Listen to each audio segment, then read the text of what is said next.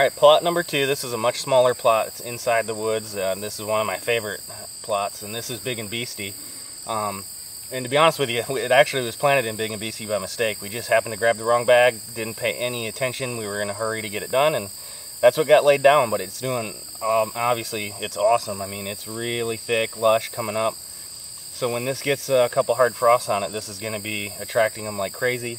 It's located right inside the woods, right next to a bunch of thick cover, not far from an area that we just don't go into. We kind of leave it for sanctuary because it's really thick and you can't hunt it. There's nothing in there to hunt, so as far as tree stand spots, so we leave it alone.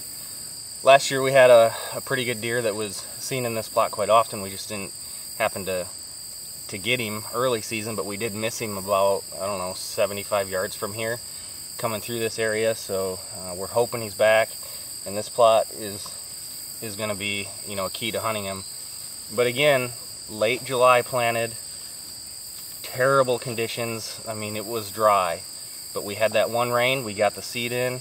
It rained again maybe a week or so later, a little bit, and we've had one small rain event since then, and to get this type of production out of it is really impressive. But you know, this is where we're going to start to see the benefits of this.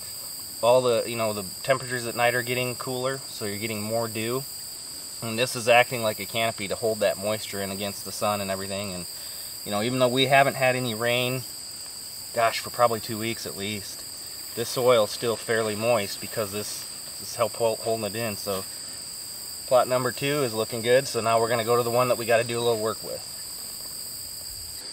Third plot. This is also monster magnet. This was planted at, like I said, end of July. This is the plot that we did the video on about keeping all this mulch on top. This is, you know, this was fairly high weeds when we sprayed it.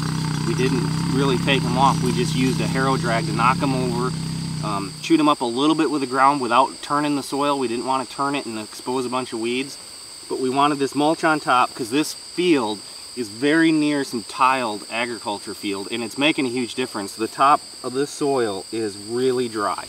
I mean, real dry. So we need everything that we can, keeping the moisture in. This is the concept of the nurse crop. Now, in the last week since we've been back here, it's really sprang up and filled in excellent. It was only 50% this full the last time we were here. But if I reach, you know, right here, I gotta dig quite a ways before I feel cool dirt where the moisture is, and the sun's right up on top, even with this mulch. But when I get in this stuff, almost immediately I feel cool dirt, and you can see how much more moisture is in that dirt because that nurse crop is helping to keep some of that sunlight off in the heat. So all I'm going to do is I'm going to take winter oats, and I'm going to broadcast over this entire plot, paying more attention to the areas that are a little more sparse, because I want them to fill in. I really, really want deer hitting this in October, and I know oats are outstanding early season, but I also wanted this brassica and all these different things in that monster magnet, the peas and turnips and sugar beets. I want them to keep growing, because if I don't happen to kill that deer before gun season, I want something that'll bring him back, you know, in late season. And I really think we've got a good start on this, even though the weather conditions were terrible with the moisture. The way we did it was the right way. So now let's get these oats in here and give it some time and hope this rain comes tonight and tomorrow, and we'll see what happens here in a couple weeks.